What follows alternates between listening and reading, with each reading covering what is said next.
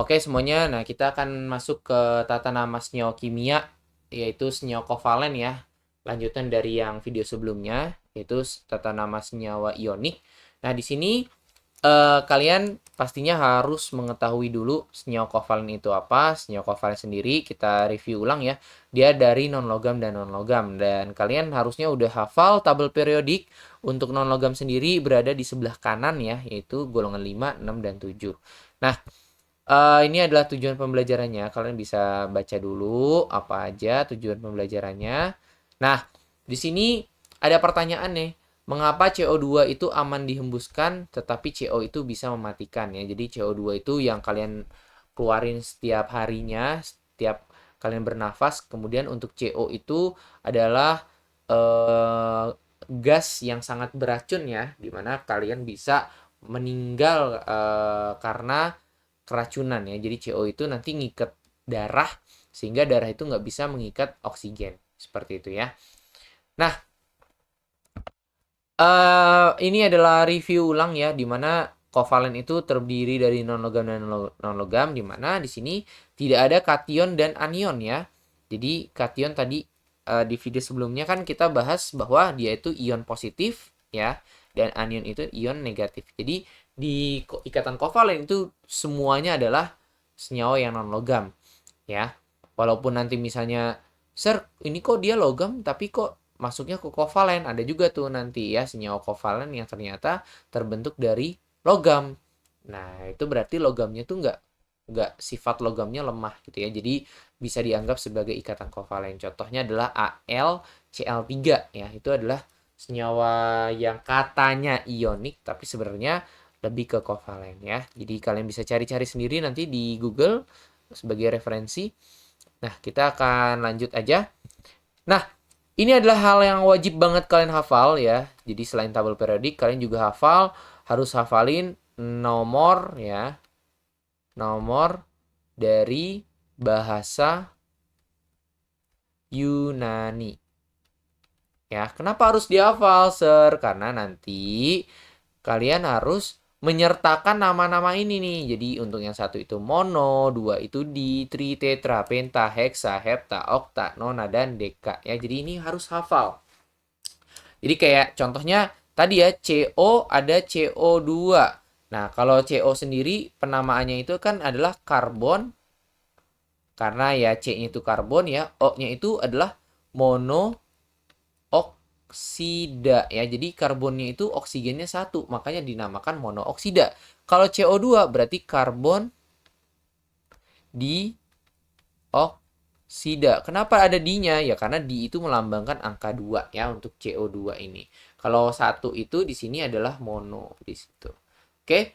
Nah, itulah alasan kenapa kalian harus hafal nih 1 sampai 10 ya, mono, di, tri, tetra, penta, heksa, hepta, okta, dan nona, dan deka ya. Jadi wajib banget dihafalin, kalian bisa pause dulu nanti videonya, diapalin sampai hafal baru kita bisa next ya. Nah, di mana untuk penamaan ya. Jadi untuk senyawa-senyawa tadi udah pasti harus tahu penamaannya ya. Kalau tadi di ionik ya di video sebelumnya kalian udah tahu bahwa penamaan pertama itu adalah senyawa kation, lalu yang kedua adalah anion dan akhirnya ida ya. Nah, untuk di sini untuk penamaannya sendiri kalian yang pertama adalah awalan unsur ya, unsur satu. Jadi unsur satu itu ya tergantung unsurnya apa. Misalnya CO berarti C itu adalah karbon ya. Ini adalah karbonnya. Nah, ini adalah kalau misalnya, nah ini ada pengecualian ya. Kalau awalan mono itu tidak pernah digunakan di depan untuk unsur satu ya. Jadi untuk unsur satu nih kayak C doang kayak gini kita nggak bilangnya monokarbon tuh bukan ya, tapi karbon doang ya. Untuk yang akhirnya udah pasti ada nama awalan unsur yang kedua. Jadi ini ada mono, ada oksida ya. Atau kalau kalian bisa combine O-nya di sini jadi O-nya cuma satu doang. Jadi monooksida. Nah, kalau N2O3, nah ingat N-nya di sini ada dua, berarti namanya nanti harus kalian tambahkan bahasa Yunani tadi ya. Bahasa Latin atau Yunani ini ya. Nah, jadi ada N2 berarti N-nya ada 2 ya. Berarti ada di ini melambangkan angka 2. Nitrogen itu adalah si N-nya. Nah, 3 itu ada tri, itu 3. Oksida tadi adalah O ya. Jadi ingat di sini juga belakangnya harus pakai ida. Oke? Jadi nggak hanya di logam dan non logam tadi di ikatan ionik, tapi di kovalen ini juga ada idanya. Ya, ada karbon monoksida, ada karbon dioksida, ada di nitrogen trioksida dan seterusnya ya. Jadi ingat ada pengecualiannya di sini ya. Ingat kata mono itu tidak akan pernah digunakan untuk di depan unsur yang jumlahnya 1 ya. Jadi kalau 2, 3, 4, 5 dan seterusnya baru bisa ya. Kemudian untuk mengetahui ya dari nama ke rumus kimia, belerang itu adalah S ya.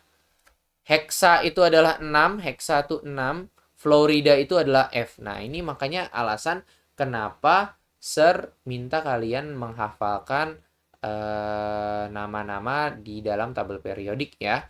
Sehingga kalian bisa menuliskan bahwa oh ini adalah SF6. Kenapa? Karena S itu belerang, F itu fluorida dan fluoridanya ada 6, ada heksa di sini ya.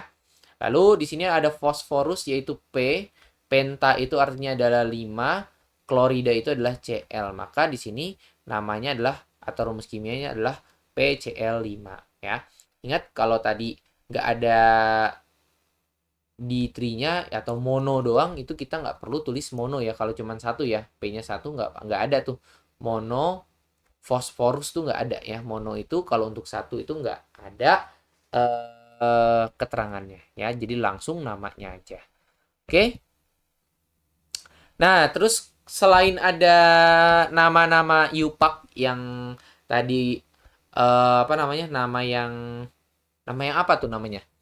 Nama standar internasional ya. Jadi IUPAC itu nama resmi ya. Nama resmi kok bingung banget. Nah, kita punya nama trivial. Nah, nama trivial ini adalah nama dagang ya. Nama dagang. Kenapa harus pakai nama dagang ya? Supaya kita sebagai orang awam yang misalnya atau ibu-ibu sebagai orang awam yang nggak belajar kimia tuh bisa tahu namanya tuh apa gitu. Kayak H2O itu adalah air ya. Jadi kalau bahasa IUPAC-nya kan 2 ini artinya di ya. Di untuk hidrogen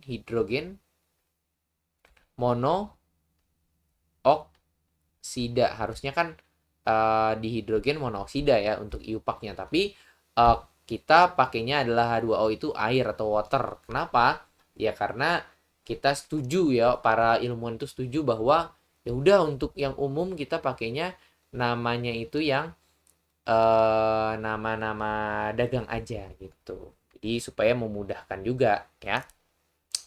NH3 itu bukan nitrogen trihidrida ya, tapi amonia ya. Kalau CH4 tuh bukan karbon tetrahidrogen atau tetrahidrida, kok hidrogen sih hidrida ya.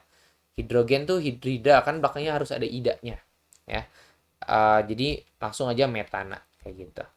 Oke, kalian bisa lihat penjelasan di bawah atau dibaca ya penjelasan di bawah alasan kenapa kita pakai nama dagang. Oke, nah di sini ada awas jebakan ya untuk ionik dan kovalen. Ingat kalau ionik itu ya harus dicek dulu unsur pertamanya ya, karena unsur pertamanya itu kalau logam, ini kan logam nih Mg, ini kan logam. Nah, kalian nggak perlu pakai apa ya jumlahnya ya. Jadi kalau logam non logam itu udah pasti Cl2-nya ini duanya nggak perlu dilihat ya kalau logam. Jadi langsung aja magnesium, Cl-nya itu klorida, nggak pakai di ya di sini. Nah, kalau nitrogen dengan oksigen ingat ya dua-duanya itu non logam. Tahu dari mana logam non logam itu? Ya kalian harus tahu dulu dia itu golongan berapa ya dan wujudnya seperti apa. Nitrogen sama oksigen kan wujudnya bukan padat yang seperti besi dan mengkilat gitu ya. Dia dulunya adalah gas yang merupakan non logam. Maka untuk nama dari NO2 adalah nitrogen, bukan mononitrogen ya, tapi nitrogen, O2-nya adalah dioksida ya, seperti itu. Oke. Nah, kalau kalian bingung bisa di pause lagi videonya, dibaca dulu ataupun di mundur-mundurin videonya boleh ya. Seperti itu. Nah, ini adalah latihan CCl4. Nah, ingat ya, C itu adalah karbon. Karbon. Nah, Cl-nya ada 4, berarti 4-nya dulu kalian sebutin. 4 itu adalah tetra, Cl itu adalah klorida ya. Nah, kalian gabungin aja nanti. Lalu ada dinitrogen monoksida, berarti dinitrogen, nitrogennya ada 2 atau N2, monooksida, oksigennya 1 ya, jadi N2O. Manakah yang benar untuk BaO? Nah, BaO itu barium monooksida atau barium oksida. Nah, ingat ya, BaO itu merupakan logam. Nah, maka ya nggak harus pakai mono ya. Nggak ada mononya, jadi barium oksida doang. Oke, seperti itu. Nah, paling kita masuk ke kesimpulan atau yang terakhir ya. Yang pertama adalah senyawa kovalen dibentuk dari sesama unsur non-logam, jadi tidak ada logamnya. Kemudian penamaan wajib ya, wajib menggunakan awalan Yunani di mana ada mono, di, tri, tetra, penta dan seterusnya ya untuk menunjukkan apa? Menunjukkan jumlah atom. Tadi kalau kita di senyawa ionik itu ada Romawi ya, bukan Yunani tapi Romawi. Ya, Romawi itu sebagai angkanya. Untuk apa Romawi? Untuk mengetahui muatannya ya. Berarti kalau 2 itu 2 plus, kalau 3 itu nanti 3 plus gitu ya.